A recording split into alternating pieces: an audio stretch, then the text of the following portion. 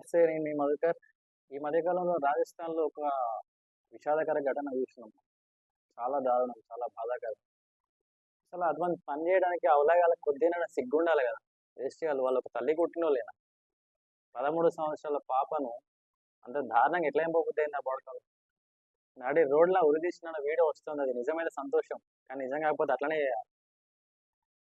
ఇటువంటి దాడులు, ఇటువంటి అకృత్యాలు, ఇటువంటి నీచపు పనులు ఆగాలంటే వాళ్ళని బహిరంగంగానే ఉరితీయాలి. బహిరంగంగానే వాళ్ళని శిక్షించాలి. అప్పుడే ఇంకోడు ఏదైనా తప్పుడు పని చేయాలన్నప్పుడు, లేకపోతే ఇంకే పని చేయాలన్న భయం వాళ్ళు కలుగుతుంది.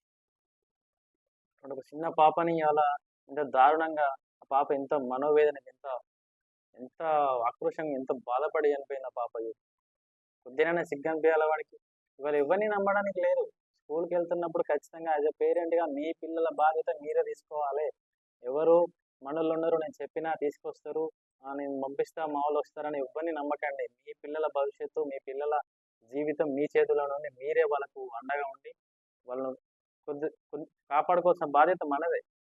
ఇవాళ ఎవ్వరిని నమ్మడానికి లేదు. మనోడు, పాలోడు, పక్కోడు, పంపోడు ఎవ్వడొద్దు. నీ బిడ్డ సంరక్షణ నీదే. ఇవాళ ఆటోని నమ్మడానికి లేదు. బస్సులోళ్ళు నమ్మడానికి లేదు.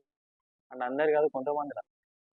ఇటువంటి దారుణ ఘటనలు జరిగినప్పుడే ఇట్లాంటి భయాలు పుట్టుకొస్తాయి. ఈ సమాజంలో, ఈ ప్రపంచంలో ఆడపిల్ల బతకొద్దా? అసలు ఆడపిల్లకి స్వేచ్ఛ లేదా?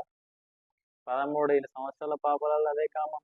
2.5 సంవత్సరాల పాపలు అదే కామం. 5 సంవత్సరాల పాపలు అదే కామం. ఏం కనిపిస్తుంది ఆడ? నువ్వు పుట్టింది ఒక తల్లికేరా, నువ్వు పుట్టింది ఒక మహిళకు. ఇంత సిగ్గుచేట, ఇంత అవమానకర పరిస్థితులు ఆ పాపకి. నమ్మి తీసుకుపోయి చాక్లెట్ కొనిస్తాను తీసుకుపోయి ఒక పాపను అంత దారుణంగా చంపడానికి నీకు ఎట్లా మనసు వచ్చింది? ఎంత ముద్దుగుంది ఆ పాప. ఆ పాపను పెంచుకోవడానికి ఆ తల్లిదండ్రులు ఎంత కష్టపడి ఉంటారు. ఆ పాప పుట్టినప్పుడు ఆ తల్లిదండ్రుల ఆనందం ఎంత. ఇవాళ ఆ పాప చనిపోయింది. ఎవరు తీసుకురావాలి ఆ పాపను పేరెంట్స్‌కి? కొద్దిగైనా మానవత ఉందా? ఆలోచించరా అసలు? ఎంత కారణం గంజాయి, డ్రగ్స్ మాఫియా. వీటిని ఇంకా కేంద్ర, రాష్ట్ర ప్రభుత్వాలు సంయుక్తంగా ఎక్కడికక్కడ కఠిన చర్యలు తీసుకొని, ఎక్కడికక్కడ పీడీ యాక్ట్‌లు తీసుకొని బయటికి రాకుండా చర్యలు తీసుకున్నా కూడా ఎక్కడో ఒకడ ఇటువంటి సంఘటనలు జరుగుతూనే ఉన్నాయి. ఇవాళ అటువంటి దుస్థితి రేపు ఇంకొకడ జరగదని గ్యారంటీ ఏముంది?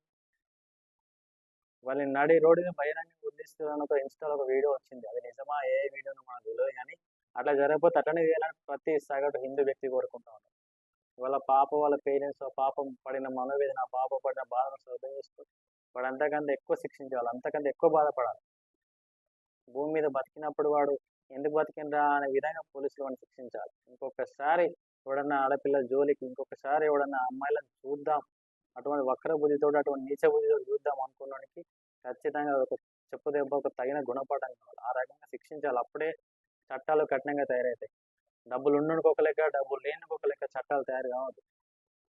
ఒకటే చట్టం అందరికి వర్తించాలి. అందుకే రాష్ట్రపతి గౌరవనీయులు శ్రీ ద్రౌపది ముర్ము మేడం గారు కూడా ఖచ్చితంగా ఇటువంటి అరాచకాలు జరిగినప్పుడు బహిరంగంగానే ఉరి తీయాలి, బహిరంగంగానే శిక్షించాలి అని ఒక స్టేట్మెంట్ ఇచ్చిందంటే ఎంతటి క్లిష్ట పరిస్థితి, ఎంతటి దారుణం ఘటనలు చూడొచ్చు. ఇంకెన్ని రోజుకొకటి, ఎక్కడో సందర్భంలో జరుగుతూనే ఉన్నాయి. ఎవడు తీసుకుపోయి అమ్మిండని, ఎవడు చంపిండని ఇంకెన్ని సంఘటనలు చూస్తాం. ఎటు పోతుంది సమాజం? ఏం జరుగుతుంది అసలు పిల్లల పైన? ఆడపిల్లగా పుట్టి ఈ ఆడపిల్ల ఇళ్ళకెళ్ళి బయటికి వెళ్ళాలంటేనే ఇవాళ భయపడే రోజు తీసుకొస్తున్నారు. ఆడపిల్లకి స్వేచ్ఛ లేదా? ఆడపిల్ల తిరగొద్దా?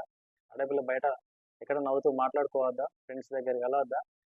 ఇంతటి నీచం, ఇంత ఘోరానికి ఒడిగట్టిన ఆ వేస్ట్ వాళ్ళందరినీ కూడా ఖచ్చితంగా బహిరంగంగా ఉరితీయాలి. అప్పుడే ఆ పాపకి న్యాయం జరుగుతుంది. బహిరంగంగా ఉరితీయాలంటే ఒకసారి ఉరిదీస్తే మనకి సరిపోదు. వాడు శిక్ష 10 రెట్లు అనుభవించాలి.